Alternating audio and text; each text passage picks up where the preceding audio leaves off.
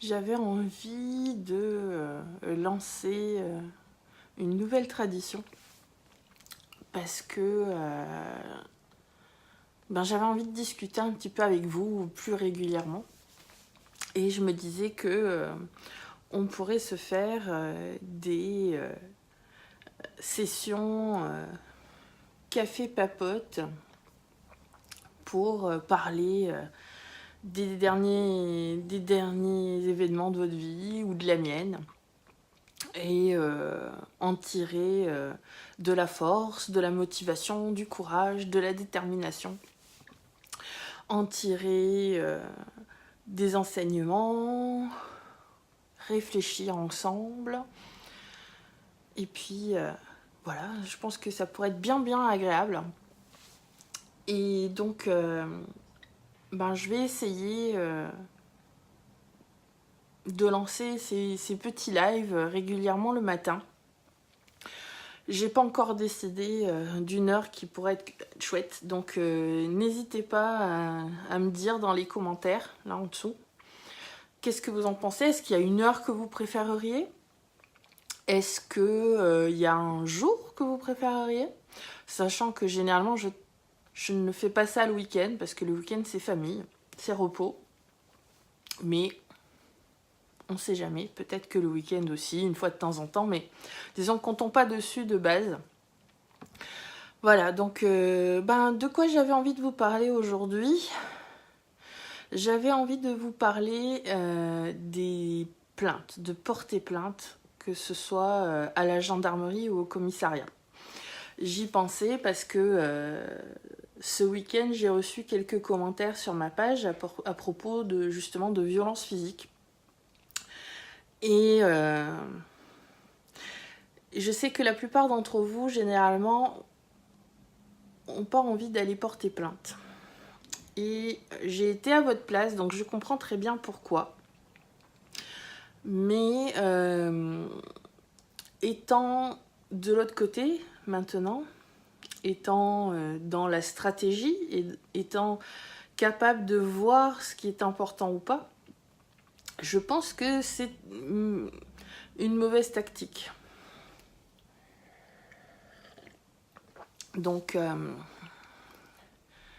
ce que je voulais vous expliquer aujourd'hui, c'est pourquoi c'est important de porter plainte et pourquoi c'est important de comprendre que de toute manière, ça ne va rien changer à votre quotidien. Alors, généralement, on n'ose pas porter plainte parce que une plainte, contrairement à une main courante, ça veut dire que les gendarmes ou les policiers vont s'adresser à la personne toxique. Vont aller la voir et vont aller lui poser des questions. Alors ça peut avoir plusieurs conséquences. La première conséquence, c'est que ça va énerver la personne toxique et que elle va se venger entre guillemets sur vous. La deuxième conséquence, ça peut être que la personne toxique est maligne et va retourner la situation, va mentir, va manipuler les gendarmes ou les policiers avec plus ou moins de succès. Mais en tout cas, de toute manière, ça n'aura pas d'effet. On le sait. On le sait que porter plainte, ça n'a pas d'effet parce que une fois qu'on a porté plainte, il se passe quoi? On rentre chez soi, la plupart du temps. Et la vie reprend avec la personne toxique et on n'est pas plus protégé. Ça, je suis tout à fait d'accord et je sais que ce n'est pas une solution. Par contre, c'est un moyen très efficace de commencer à monter un dossier. Déjà, la personne toxique, généralement, a peur de l'autorité. Et ça, à partir du moment où vous utilisez la plainte judicieusement, cela peut lui faire suffisamment peur pour qu'il ou elle se calme pendant un certain temps. cela peut aussi ne rien changer à partir du moment où il voit qu'il n'y a pas forcément de conséquences. Il y a des gens qui sont, qui se fichent des conséquences aussi, mais c'est plus rare. La personne toxique a une image d'elle à préserver. C'est très très important, là. Tout ce narcissisme, c'est sur ça qu'il faut jouer. Donc, quand il y a des preuves certaines qu'il y a eu des violences physiques, ne serait-ce qu'un bleu, un témoin, quelque chose, il faut porter plainte. Qu'est-ce que ça va changer au quotidien? On l'a vu, pas grand-chose. Peut-être que la personne toxique sera en colère, ou peut-être que la personne toxique va se calmer un petit peu, mais c'est pas ça l'effet recherché en fait. Quand on porte plainte ou quand on fait une main courante, c'est pas ça l'effet recherché. L'effet recherché, c'est de commencer à monter un dossier qui va nous permettre par la suite de partir plus facilement et d'avoir moins d'ennuis. Je vous explique. Ça, c'est pour les personnes surtout qui ont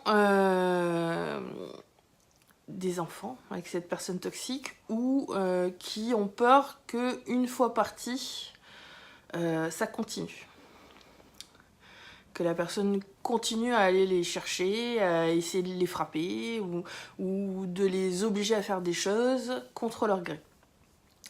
Donc, quand on passe devant le juge pour avoir la garde de ses enfants, c'est important de montrer que il se passe des choses. C'est pas juste vous divorcez et encore j'ai envie de dire vous avez droit de divorcer juste parce que vous avez envie de divorcer. Il n'y a pas de jugement de ma part. Le jour où on s'aime plus, on va pas rester ensemble, hein. Mais là, ce qui est important, c'est de montrer au juge que vous divorcez pas sur un coup de tête et qu'il y a des vraies raisons derrière. Parce que la plupart des juges vont donner la garde des enfants à l'autre personne aussi. Et si c'est une personne dangereuse, on ne veut pas que les enfants soient avec cette personne-là les week-ends et la moitié des vacances. Je pense aussi que il faut qu'il y ait des répercussions. Il faut poser. Alors, c'est une manière aussi de poser ses limites, c'est-à-dire de dire, tu vois là, tu m'as frappé, je ne suis pas d'accord. Et il va y avoir des répercussions pour toi, parce que la loi dit qu'on ne doit pas frapper les autres. Encore une fois, au minimum, si vous ne voulez pas aller porter plainte, au minimum une main courante. Les mains courantes, ça fait pas grand-chose, mais ça, c'est un document qui dit que qui date déjà les fois où vous êtes allé, les fois où il y a eu des soucis. Et c'est un document qui prouve que ça a duré dans le temps. La personne toxique, si vous ne portez pas plainte, ne va pas magiquement arrêter d'être toxique. Au contraire, je pense que si vous montrez que vous avez pris des coups et puis vous n'avez pas réagi, il n'y a pas eu de répercussions pour elle, c'est que c'est ok. C'est comme toutes les fois où elle vous a habitué à accepter des choses que vous n'auriez jamais acceptées, en vous pourrissant quand vous faites un reproche, au point où, par la suite, vous ne faisiez plus de reproches, vous ne disiez plus rien. C'était devenu normal. Et là, vous ne voulez pas que les violences physiques deviennent normales. Il faut qu'il y ait une répercussion sur la personne toxique, pour que justement, elle réfléchisse à 2 fois avant de recommencer. quand on porte plainte, on a aussi, c'est aussi entre guillemets un atout. Parce que quand on porte plainte, on a un papier qui dit que on vit des choses pas cool. Ça peut aider pour demander à ce que à avoir un... Zut, je ne retrouve pas le nom en français, avoir une obligation pour la personne toxique de rester loin de nous. Ça peut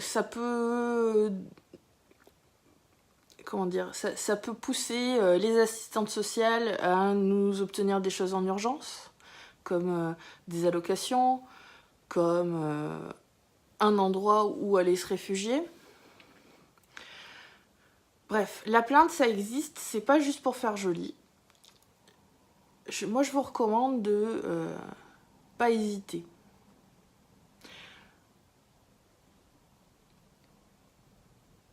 Ces personnes toxiques-là ne méritent pas de passe-droit. Ne méritent pas que on leur dise rien et qu'elles puissent abuser les autres tranquillou, elles puissent les frapper tranquillou. Ça, c'est non, quoi. C'est non. Voilà, donc je sais pas si vous êtes par là. Si vous êtes par là, ça me ferait plaisir que vous me fassiez un coucou.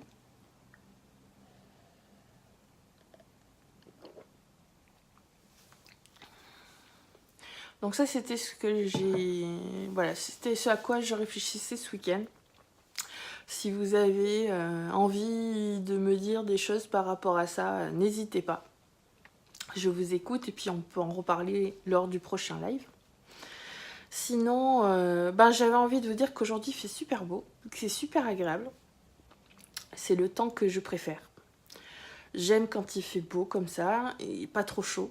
Du coup, je peux bien profiter de la belle journée. Parce que moi, quand j'ai chaud... Et ce week-end, j'ai été, mais alors, super productive. J'ai fini plein de trucs. J'ai lancé plein de choses. J'ai plein d'idées pour la suite. Mais ce que j'ai vraiment envie de faire, c'est des choses qui vous sont réellement utiles. Donc là aussi, dites-moi ce dont vous avez besoin.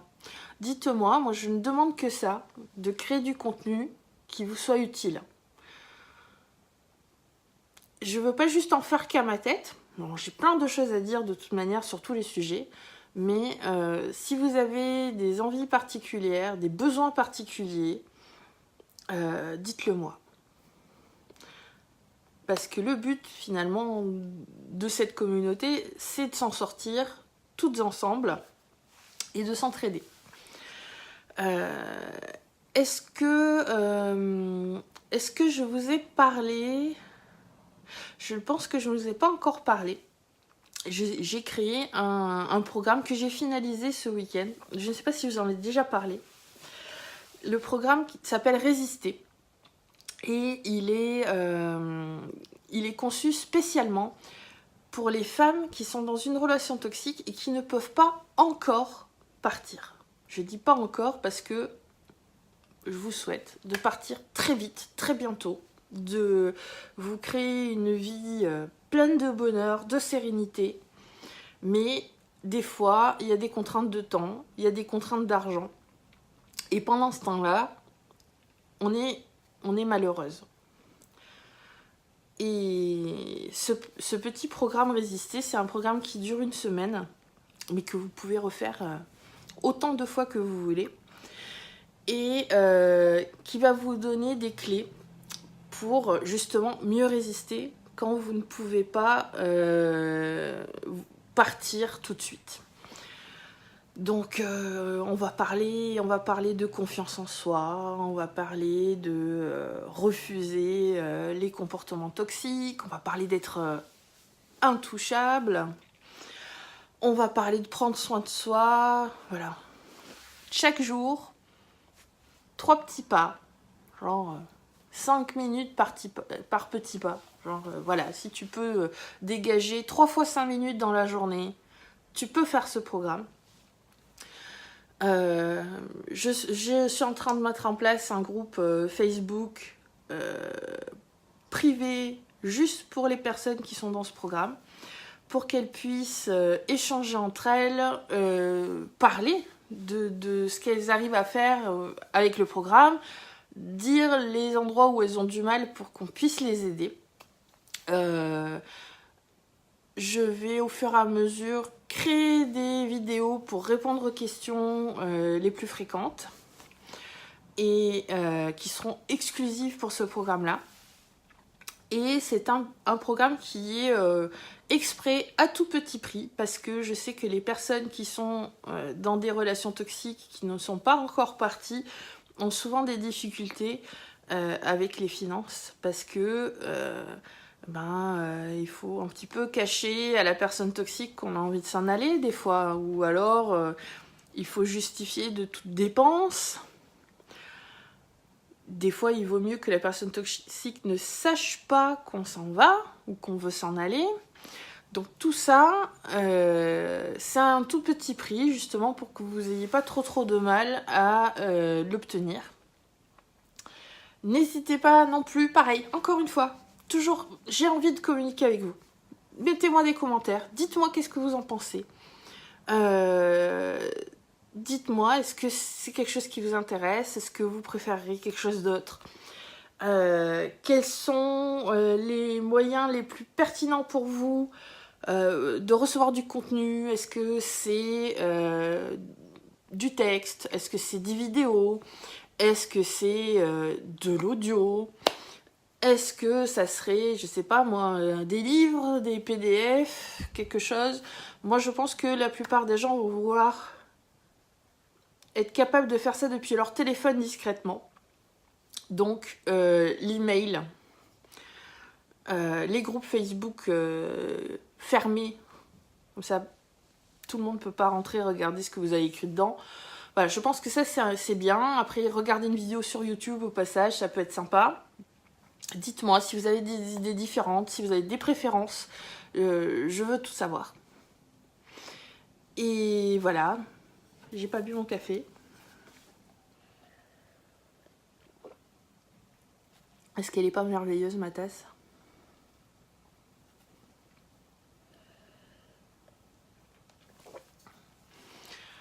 Dites-moi aussi de quoi vous avez envie de parler la prochaine fois. J'ai quelques idées, évidemment. Mais je préfère que ce soit des réponses à des questions que vous vous posez. Voilà. C'était bien sympa pour moi, même si pour cette première fois, il n'y avait personne. J'ai pas vu s'il y avait des commentaires. Je vais regarder quand même. Je n'ai pas vu s'il y avait des commentaires, mais ça me semble super chouette comme idée. Et j'aimerais vraiment beaucoup avoir la possibilité de discuter avec vous régulièrement comme ça. Donc là pour aujourd'hui, je m'arrête là. Pour que ça dure pas trop longtemps non plus et que vous ne laissiez pas de regarder des trucs. Voilà. Mais si on pouvait faire une petite demi-heure à chaque fois, ou 20 minutes, ou un quart d'heure, ça serait vraiment cool. Donc, je vous abandonne. Enfin, je vous abandonne pas en vrai. Je dis ça, mais je suis toujours là. Je vous laisse regarder ça. Je vous laisse m'envoyer un petit message parce que ça me ferait tellement plaisir. Et puis, je vous dis à bientôt pour un prochain café entre nous. Bye!